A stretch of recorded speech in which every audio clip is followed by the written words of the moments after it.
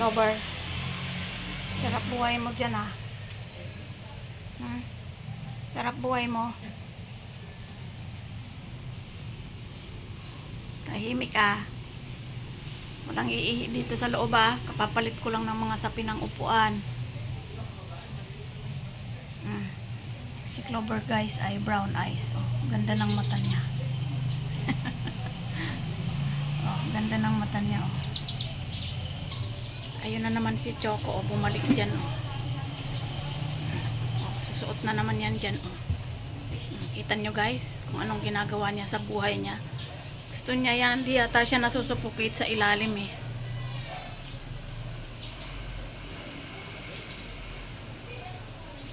Samantalang si Haba ayan oh, chill chill lang siya, di siya mapakali. Palalabasin ulit natin. Lalabas yan pag may naririnig. Ayan na. Tali ito ni Choco. Hindi pwede. Hindi pwedeng laruan. Lahat na lang sa'yo.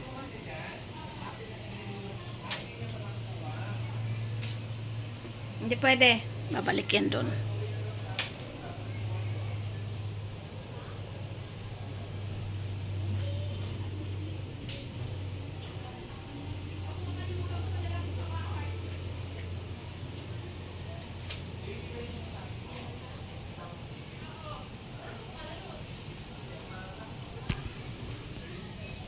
Hindi pwede nga. Laruan ni Choco yun eh. Tali. Babalik na naman yan siya dyan sa ilalim.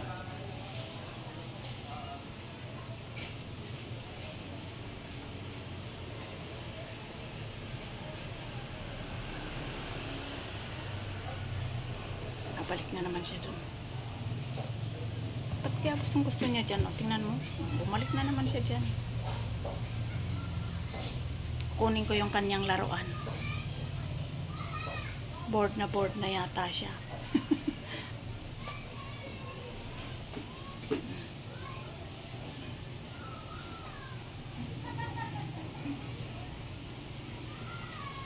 Wala na kasi yung mga bola eh. Kaya ayan, wala ka ng laruan. Balik-balik siya dun sa ilalim. Ano kayang binabalikan niya dyan? Ayan si Choco guys. Nakakon. Ano yan? Ha? Maganda yung may ganyan. Yan, panay kasi ang pang scratch mo. Kaya ayan ka.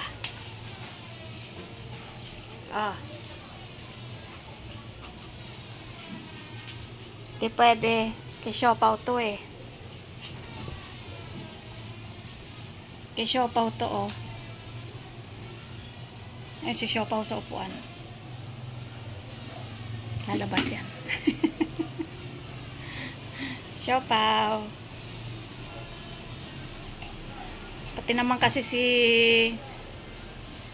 Choco eh. Gusto yung laruan ni Siopaw eh.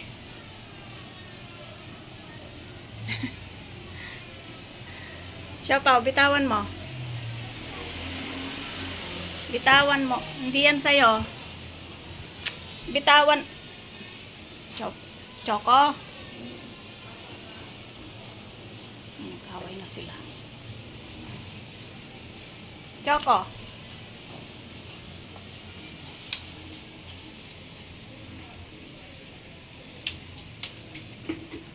Di pwede. Kisiopaw nga to eh. Siopaw to. Ayan si Siopaw oh. Umiilalim sa upuan kasi naboboring na siya.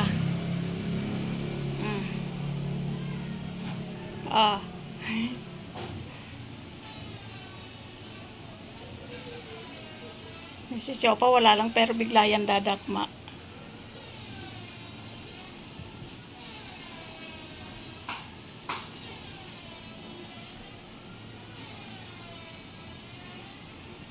Rat Choco. Siopaw. Rat oh.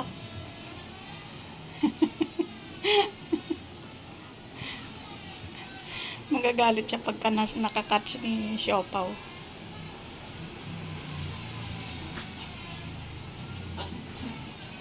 Huwag ka magalit kay Choco.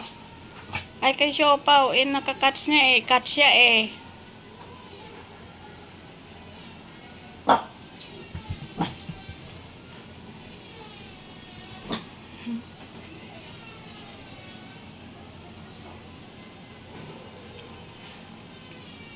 Nag-aaway kasi sila pag ito ang laruan eh, kasi gusto ni Choco sa kanya. Gusto naman ni Siopaw eh, kanya talaga to eh. Binili ni ate niya to sa kanya eh. Oh.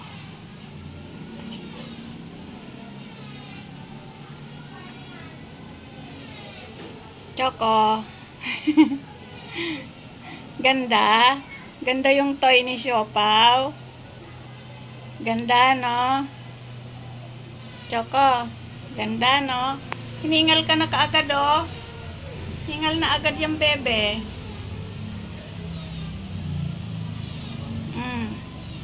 Hingal-hingal ka na eh. Oh, hingal na yung Choco. Pagod na. Si Choco, si Siopaw, chill-chill lang, oh.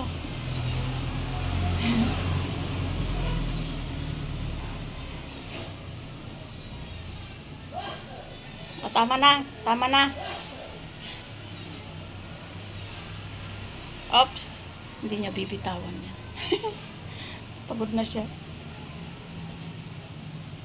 Pagod na ang ate Choco. Oh, nahuli ni Siopaw.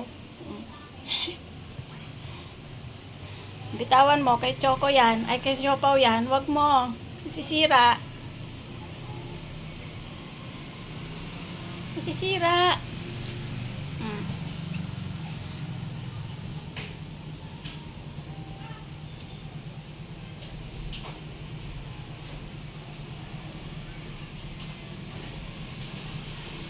Oops.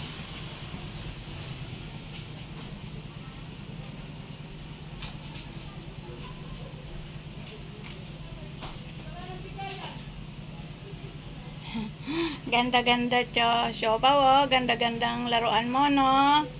Chill-chill lang maglaro ang Siopaw. Hindi katulad ng isa dyan, naninira.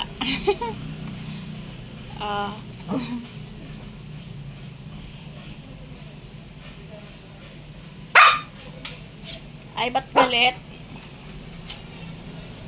Tama na, galit eh. Oy, Choco. Alis dyan. Alam mo namang patuloy yan si Ate Haba eh. Nakikipagharutan ka dyan. Alis dyan. So, ayan guys. May isi-share lang ako sa inyong brush. Dun sa mga gustong bumili ng brush o wala pang brush. Eto. Maganda to.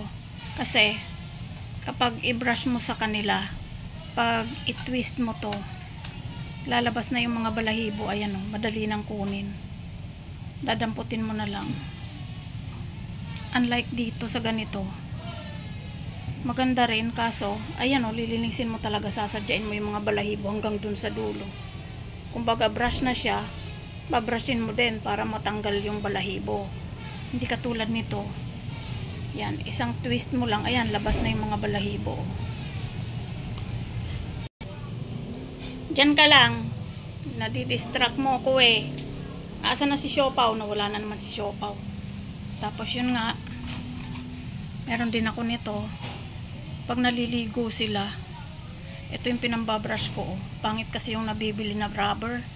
Hindi naman nakakakuskus talaga ng balat. Ito, meron siyang rubber sa dulo, hindi masakit. Pag pinapaliguan mo, tas ibabrush mo. Ito yung pangkuskus sa mga paa. Ayan. Brush talaga to, pero yun ang gawain ko dito. Pangkuskus sa mga paa nila pag naligo. Lalo na yung mga malalaki kong aso, yung mga dagul. Yan, yan ang pinambabrush ko sa paa nila. Tapos ito naman, na-share ko na dati to. Pag may mga balahibo na mahaba na, tapos gusto mong i-trim, nagbuhol-buhol na, ito maganda to. Yan. Yan. Parang may talim kasi siya. Yan. Yun. Ito naman yung pang trim. Yung malalaking aso ko kasi guys, dinadala ko lang sila sa vet kapag may mga update sa vaccines nila. Pero yung pag-groom, ako na yung nag-groom. ako na yung nagugupit ng balahibo, kaya minsan nakikita nyo hindi pantay-pantay. Tapos ako na rin ang nagpapaligo, nagpapabango lahat. Yan. Kaya meron ako nito. Na-share ko na to dati, pero share ko ulit para sa mga hindi nakapanood yan. Maganda to guys kasi may ano to may mga ngipin, pwede mong palitan ng kung gaano kahaba ang gugupitin mo. Yan. Hindi ko pala nakuha yung mga ipin niya, pero may mga kasamang ipin to, mga 5 piraso yata yon. Yan. Pero ito kasi, ito ang madalas kong gamitin kasi hindi naman ganun kakapal ang balahibo nila. Yan. So ayan, ayan ang aking mga investment. Marami pa yan, nakatago yung iba. Pati yung panghugas ng paa kapag lalabas, susuot mo lang yung paa nila, sa sunod ipapakita ko. Yan ang aking mga koleksyon. Yan, laruan ni Choco.